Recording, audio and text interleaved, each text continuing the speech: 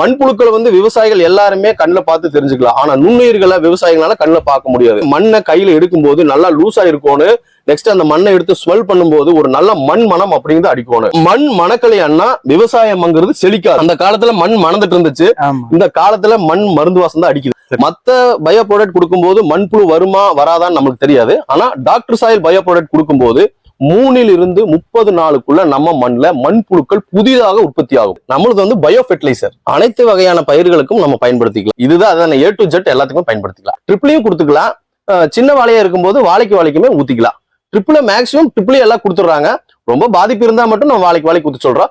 ஈஸியா கொடுத்துக்கலாம். ட்ரிப்ல எந்த விதமான உருக்கு ஏதாவது பயமா கரையிறது இல்லை, அந்த பிரச்சனை எல்லாம் எதுவுமே இல்லை. இது கொடுக்கும்போது பாத்தீங்கன்னா விவசாயிகள் வந்து வேர் முடிச்சு வேரலுகள் இந்த பாதிப்புக்காக கெமிக்கல்ஸ் யூஸ் பண்ண வேண்டிய அவசியம் 100% இருக்காது. சருகு நோய்க்கும் வந்து பாத்தீங்கன்னா கெமிக்கல் ஸ்ப்ரே பண்றது 99% வந்து அடிக்க வேண்டிய அவசியம் இருக்காது. ஒரு 30-40% ஃபார்மர்ஸ் வந்து எல்லாமே கொரியர்ல வாங்கிக்கிறாங்க. மீதி ஒரு 10-20% பக்கத்துல இருக்கிற நம்ம கடையில வந்து வாங்குறாங்க. தமிழ்நாட்டுல எந்த மாவட்டத்துக்கா இருந்தாலும் சரி, எந்த ஊருக்கா இருந்தாலும் சரி, நாங்க 100% வந்து உங்களுக்கு கொரியர் பண்ணி விட்டுருவோம். என்னுடைய பேர் வந்து பாத்தீங்கன்னா முத்துக்குமார்.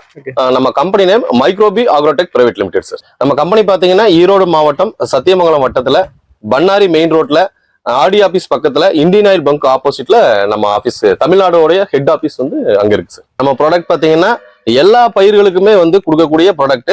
வாழை, கரும்பு, தென்னை, நம்ம இது பாத்தீங்கன்னா மாமரங்கள், எல்லா பயிருக்குமே சார், கீரை வகைகள், அனைத்து பயிர்களுக்குமே யூஸ் பண்ணக்கூடிய ப்ராடக்ட் சார். நாம வந்து கோபி மெயின் ரோட்ல நம்ம பெருந்துறை ரோட்டு பக்கத்துல இருக்கிற ஆப்போசிட் ஃபீல்ட்ல நின்று இருக்கிறோம். சார் வந்து டாக்டர் சாயில் யூஸ் பண்ணி ஒரு நல்ல ப்ரொடக்ஷனுங்கிறத எடுத்திருக்காரு.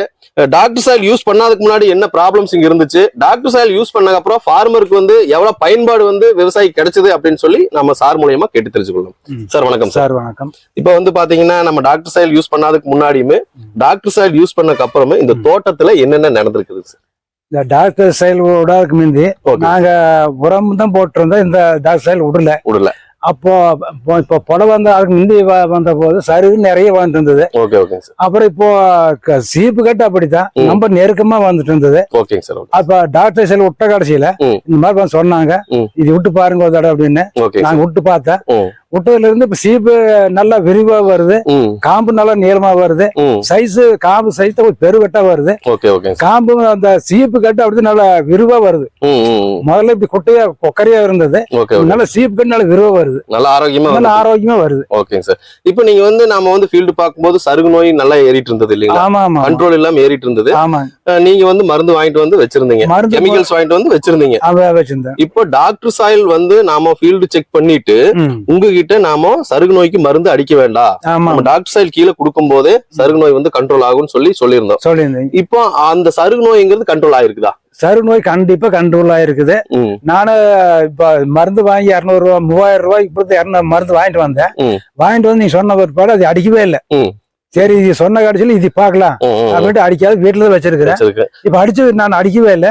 இந்த டாக்டர் சாயில் விட்ட கடைசியில இந்த மருந்த தேவையில்லை, பண்ண வேண்டிய அவசியமே இல்ல அப்படின்னு இப்ப நல்லா இருக்குது. நெக்ஸ்ட் சார், டாக்டர் சாயில் குடுக்கறதுக்கு முன்னாடி வரக்கூடிய தார்களுடைய சீப்பு எண்ணிக்கை எவ்வளவு இருந்துச்சு சார்? அதுக்கு முந்தி ஒரு 4 சீப்பு 5 சீப்பு தான் வந்துட்டு இருந்தது. ஓகேங்க சார். இப்போ இந்த டாக்டர் சாயில் விட்ட பிற்பாடு இப்ப ஈனக்கூடிய தார் 6 சீப்பு வருது. 6 சீப்பு வருது. சிலது ஏதோ அதிசயமும் 7 கூட வந்திருக்குது. ஓகேங்க சார். 6 தாராளமா இருக்கும். 6 7 வரைக்கும் டச் ஆயிருக்குது. இப்போ சார் அந்த சீப் டு சீப் கேப்ங்கிறது வந்து எப்படி இருக்குதுங்க?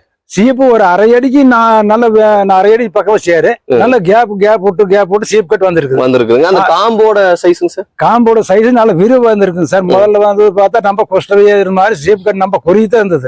இப்ப இந்த டாக்டர் சாயில் விட்ட பிற்பாடு நல்ல விரிவா வருது. நல்ல விரிவா வருது.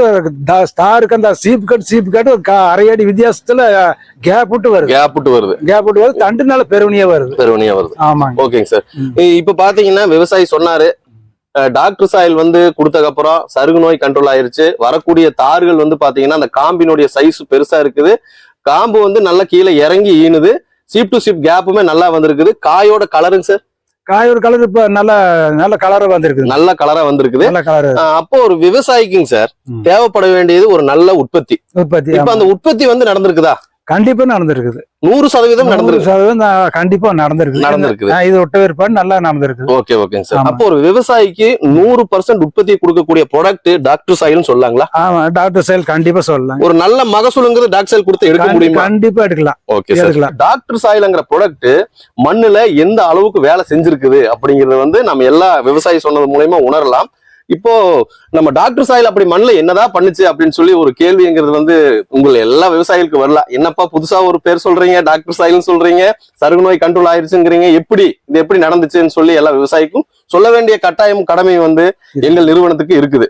அதிகமான உரப்பயன்பாடு, தொடர் நோய் தாக்குதல் மற்றும் பூச்சி தாக்குதல்னால விவசாயிக்கு தினந்தோறும் அந்த வேதனைங்கிறது வந்து எல்லா விவசாயிகளுக்குமே. ஒரு நல்ல விவசாயம் பண்ணாம நல்ல ப்ரொடக்ஷன் வரலைன்னா விவசாயிகளுக்கு ஒரு நல்ல தூக்கம்ங்கிறதே இல்லைங்களா? ஒரு மகசூலுங்கிறது முழுமையா வந்துருச்சுன்னா ரேட்டு விக்கல. அடுத்தது ஒரு நல்ல மகசூல் வந்தாவே விவசாயி தோட்டத்துக்கு வந்து அந்த தோட்டத்தை சுத்தி பார்க்கறதுக்கு ஒரு ஆசை இருக்கும், அந்த விவசாயம் பண்றதுக்குமே ஒரு தூண்டுதல் ஏற்படும். நல்ல உற்பத்திங்கிறது ஏன் பயிர்ல வரல? விவசாயி அதிகமான உரத்தை கொடுத்தாச்சு, அதிகத்துக்கும் அதிகமான தேவை, எத்தனை தேவையோ தேவைக்கு அதிகமான உரங்கள் கொடுத்துட்டாரு. இவ்வளவு உரங்களை கொட்டியுமே ஒரு விவசாயிக்கு மகசூல் வரலன்னா மண்ணில் இருக்கக்கூடிய 3 தன்மைகளையும் ஆராயப்பட வேண்டிய காலகட்டம் இது. அந்த 3 தன்மைகளையும் ஆராயப்படும் போதுதான் இங்க இருக்கக்கூடிய பிரச்சனைகள் என்னன்னு தெரியும், விவசாயிக்குமே ஒரு நல்ல மகசூலுங்கிறதுமே கிடைக்கும். அப்படி என்ன தன்மைகள் மண்ணில் இருக்குதுன்னு சொல்லி பாத்தீங்கன்னா மண்ணில் 3 தன்மைகள் இருக்குது. ஒண்ணு பௌதிக தன்மை, 2வது உயிரியல் தன்மை, 3வது ரசாயன தன்மை.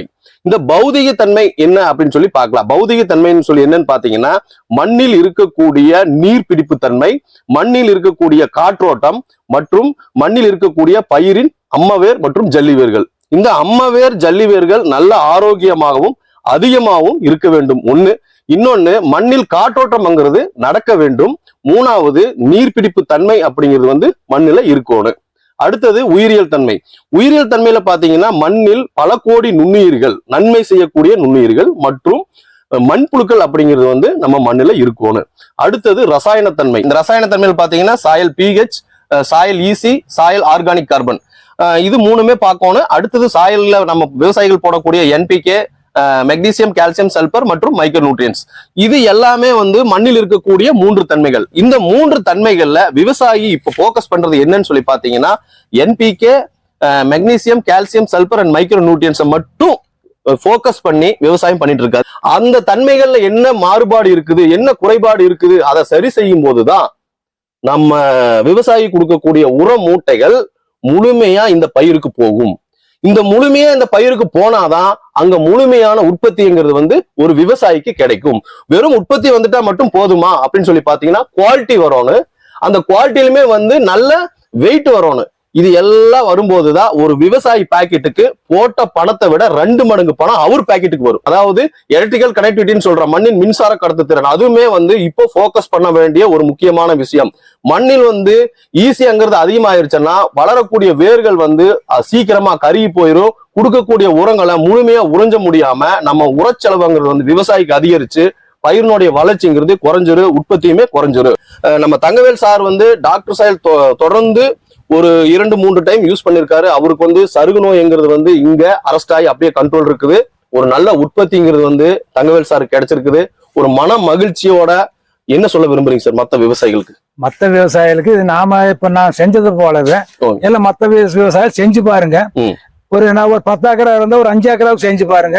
அதனுடைய டெஸ்ட் பாத்துக்கலாம். நீங்க ஒரே முட்டை 10 ஏக்கராவுக்கும் போட வேண்டியதில்ல. ஒரு 5 ஏக்கராவுக்கு செஞ்சு பாருங்க. கண்டிப்பா 5 ஏக்கரா ஒரு 2 ஏக்கரா இருக்கிறதுக்கு 1 ஏக்கரா செஞ்சு பாருங்க. அதனுடைய முழு பலன் என்னங்கிறது தெரிஞ்சுக்கலாம். கண்டிப்பா. அனைத்து வகையான பிரச்சனைகளுக்கும் உங்களுக்கு தீர்வு வேண்டும் என்றால் என்னை தொடர்பு கொள்ள வேண்டிய தொலைபேசி எண்கள் 82 48 32 25 65. டாக்டர் சாயில் முத்துக்குமார் அப்படிங்கிற யூடியூப் சேனலும் நம்மளுக்கு இருக்குது, அதையும் நீங்க ஃபாலோ பண்ணிக்கலாம்.